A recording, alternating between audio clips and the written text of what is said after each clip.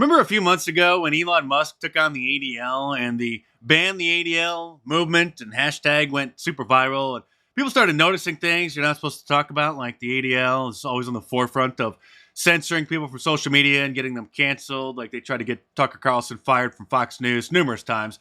And we're particularly furious after he pointed out the Democrats' obvious agenda to change the demographics in America through mass illegal immigration.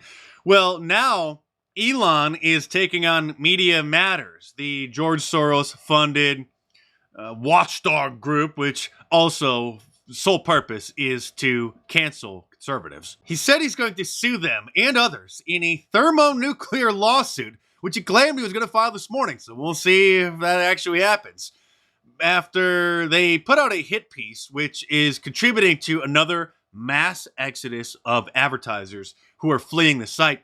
Big time advertisers. Aside from lying and claiming that Elon Musk endorsed an anti-Semitic conspiracy theory, the latest Operation Mockingbird talking point, which I'll get into in a moment, they're also claiming that Twitter, X, has been placing ads for major brands, including Apple, Bravo, IBM, major brands, next to supposed pro-Nazi content. In their hit piece, they posted screenshots or alleged screenshots of what they claimed were ads from major brands showing up next to some of these memes that people posted.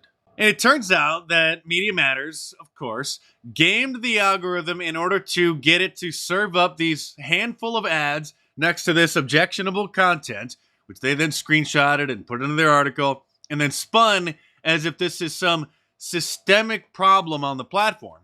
When this senior engineer over at Twitter X points out, Media Matters created 3 new accounts and followed 30 accounts similar to the ones in the article.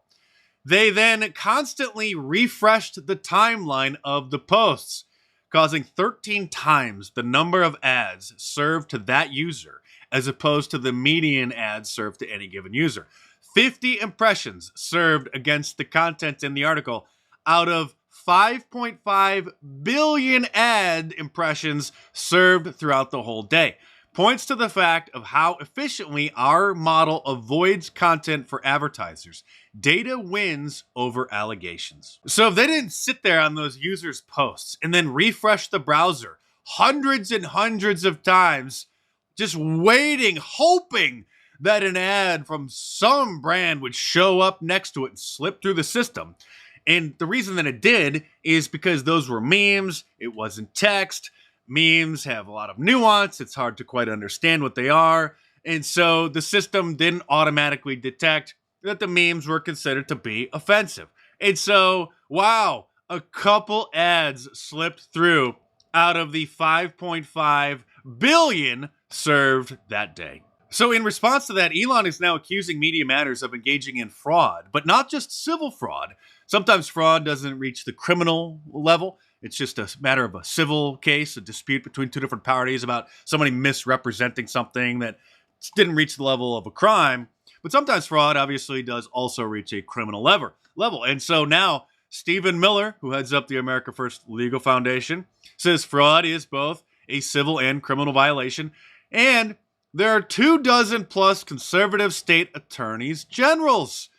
And then, well, we got one of those weighing in, replying, "My team is looking into this matter." So what Media Matters engaged in here is the equivalent of somebody pounding on a candy machine over and over again until they jiggle one of the candy bars loose, from the kind that have those big metal spirals that turn to drop the candy, and then taking the candy and then claiming with a straight face that the machine just gave them a free candy bar. So I replied to Elon saying that you should ban Media Matters and all of their operatives for violating the terms of service. Surely using X to engage in tortious interference isn't allowed, right? Yes, I spelled tortious wrong, but thank you, spell checkers. Tortious interference, if you don't know, is a tort, which is like a civil violation, where someone claims damages because somebody else was wrongfully or fraudulently interfering in their contractual business. So that's another claim that Elon probably has, in that Media Matters is deceptively engaging in interference in his contracts with the advertisers. But it's not just Media Matters that tricked the algorithm, gaming it in order to serve up a couple of ads next to some objectionable content.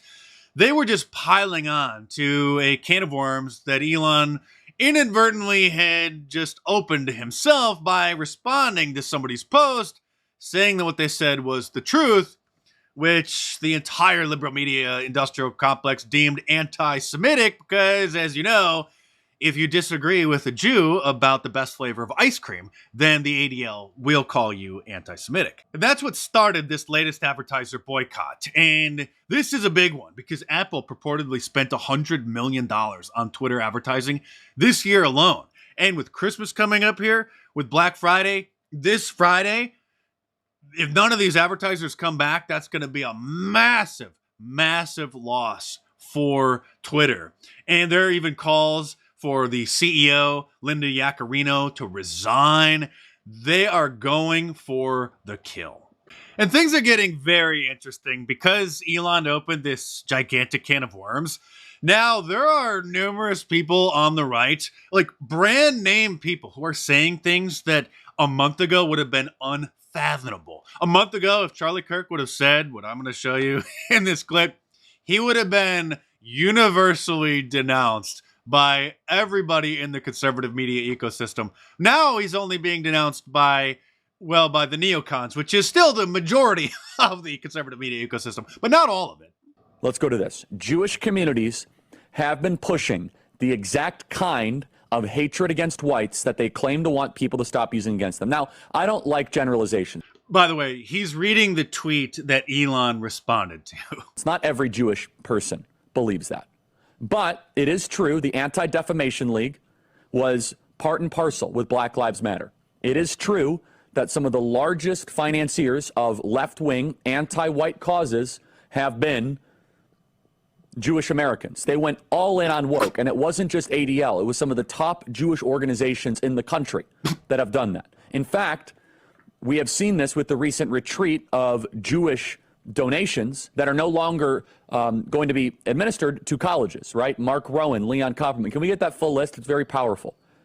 The part of the so that's totally true. And by the way, Tucker Carlson reinforces this. So I'm going to it was quite a day on the internet. Well, it certainly sounds like it, Charlie. I mean, what's next? Is Ben Shapiro going to finally admit the same thing? Oh, wait, what's this? It is true, obviously, that certain Jewish organizations have bought into and promoted things like diversity, equity, and inclusion, which are gross distortions of the American dream. Nobody hates DEI more than I do. There are certain Jewish groups that are liberal in orientation who have supported that sort of stuff. The Ginos, the Jews in name only. Many of those groups have also pushed for open borders. It is also true that some of those organizations... Now, hold on a minute there, Ben. You sound exactly like those tiki torch-bearing protesters at that infamous Unite the Right rally. So now that some of the anti-whiteism that the ADL and other groups have been pushing for years and institutionalized has spilled over onto Jews, now Jonathan Greenblatt says, hey, it's time to stop painting an entire ethnic group as an oppressor class. Let's start treating everybody as individuals now. I am so sick of the safe spaces conversation. Don't talk to me about safe spaces when your campuses are literally unsafe.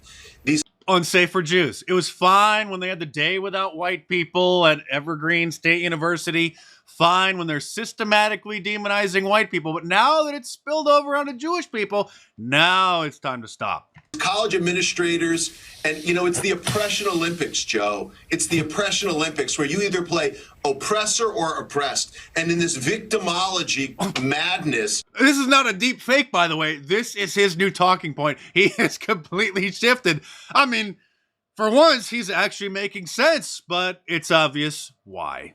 A lot of things aren't so obvious, however, which is why I painstakingly detailed them in my new book, The War on Conservatives, which you should order in paperback from Amazon.com or click the link in the description below. And with Christmas coming up, Black Friday, this Friday, get your Christmas shopping done early by ordering a bunch of copies for your family and friends. Anybody who you want to help wake up.